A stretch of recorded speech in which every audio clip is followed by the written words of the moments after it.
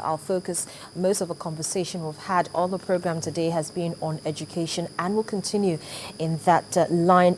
We're looking at education development, and I'm being joined now on the program by two gentlemen as well, Samir Parek and Mark Sander. Samir is from the University of Hertfordshire and Mark is from the University of East London. Good morning, gentlemen. Good morning. Thank you for coming on the program today. Now, it's all about the MOD Education International Fair. What's it really all about? Is this the first time it's been held? Actually, it's the second time. It took place last year, and it was a really successful event actually. So this is the second time that we are actually doing this event with MOD Education. That's here in Nigeria. Here in Nigeria, yeah. So today we're holding an event at the Echo Hotel, then tomorrow in the Sheraton. And then we'll be going on to Abuja on Thursday at the Hilton. And also there will be events in Port Harcourt and Benin and Hue. All right. Samir, he says it's been a success, and this is the second time it's been held here in Nigeria. When you say it's a success, how would you rate it being a success? Do you have over 1,000 students who actually applied and have gone to these universities? It's been very much a mix. So you do get a lot of inquiries. Then we get from the events, you start getting applications. And once you get the applications, MOD do a great job in following it up, following the students, asking them, how was it?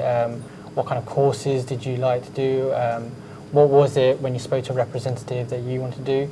And then from there, then they will speak to the university. Then the university can have so once you finish from here, we go back to our universities and give them a call, and then just see from there how we can help the students. Okay, so Samir, of all the how many applications do you get, as in on a regular? If this is the second time you've had the fair, and there's been this interface between MOD Education and the rest of these universities, how many applications have actually been received, and how many have actually gone on into these universities? See, it's quite hard to judge as into how many have actually gone into universities, but then you do get around about, say, 60 to 70 applications, and then from there, it's up to students whether they do actually want to come to university or not.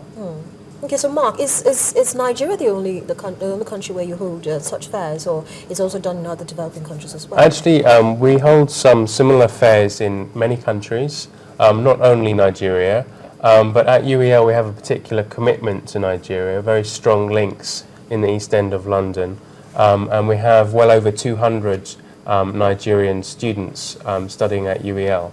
So it's actually a very important place for us, and I think Nigerian students get a lot from studying with us. Yeah, so it's student. What's the demography? What's the age group that you're looking at? Is it strictly degree, postgraduate, masters, PhD, or?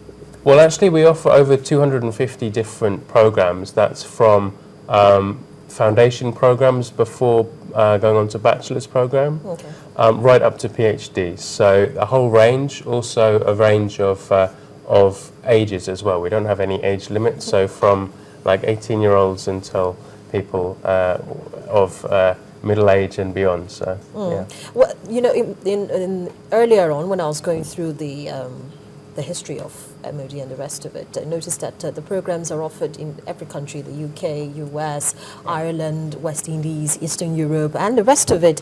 Now, the programs offered, what kind of programs are they? Because you see, I'm sure you're aware of what happened at the weekend where some youths, over 2 million youths, went to write a test for the Nigerian Immigration Service. So there were issues, and then we had a couple of deaths recorded. Now, the other gentlemen I had on the program actually were talking about if, for instance, some specific courses were, offered in the university that would make them self-reliant. So when they come out, they'll be entrepreneurs. So these universities, do they have such courses that when you do come out, you're already ready to hit the job market, not as an employee, but as an employer? Absolutely, yeah. I mean, we have many programs now with an embedded work experience element within the program.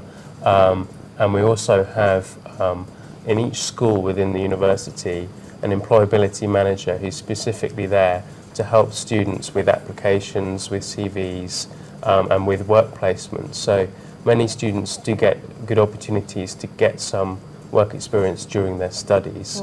And actually, we're now holding regular alumni events, and I'm actually holding one today, and we did one last year. Okay. And it's always really great to see how Nigerian alumni who've studied with us now going on to successful careers in law, in business, in engineering, and in public health programs, which are also very popular. So Samir, does the university offer, for instance, an opportunity for you to study and work at the same time? Yes, you do get that. So we do, especially for business and engineering, we do have sandwich courses where students can come. So say if they started with us in foundation, they'll do the foundation, then they'll do their first year degree, and then in the second of their degree, they can work for one year, and then they come back and finish their degree off completely. Okay, this foundation, Mark also mentioned it as well. Yeah. What's the foundation really all about before you go in to go get your bachelor of either Bachelor of Arts or Bachelor of Science degree? What's really the foundation about? It's so for say students who don't quite reach the range to grades for a first year, they can come for 1 year, or they can either come for 1 semester or 2 semesters with us, depending on their grades, and all they need to do is pass, and once they pass, then they can move on to do their first year. Yes, that now brings me to my next question. Yeah. What's the requirement to get into any of these schools? Well, for our own bachelor's degree programs, we normally require 5 WIAC credit passes, and also either A-levels or ordinary national diploma or recognised foundation degree. For students who may only have their WIAC certification and lack further qualifications, we also offer the International Foundation Programme. So that's 3 months, it's quite a short course, and once they've passed that, they can then get a 15% discount as alumni on our bachelor's programmes. No, well, Samir, once upon a time we used to have people writing SAT and TOEFL and the rest of it.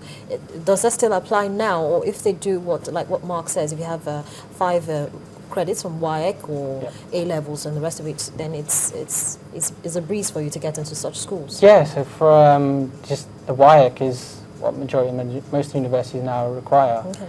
And so as long as they've got the 5 credits, then they can come on to the program. All right. How about, because you mentioned something about paying school fees and the rest of it. Are there any scholarships available for students, for instance, who want to get into this university? Because it's not, somebody actually said that if you think education is expensive, then try ignorance. But education is expensive, especially if you have to go, do it as an international student. It is very, very expensive. So is there scholarship available for absolutely. people? In fact, we offer a £1,500 scholarship specifically for all Nigerian students. That's just the University of East London, or all the all just the the University of East London. Obviously, So all Nigerian students that come to study with us will get that.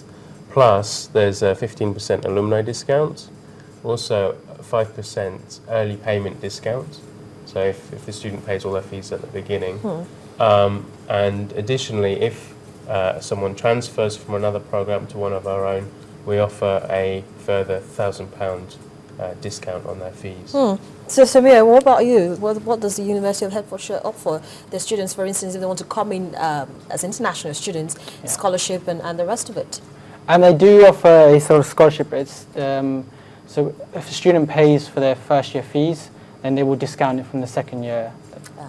So it just makes it a little more attractive for you to come in. So you mentioned business management, law, engineering, public health. What other courses do your universities do? Mark, let me just start with you. We have 7 different academic schools, and between them we actually offer over 250 different programs, so really a whole range. I've mentioned public health, business, computing, engineering.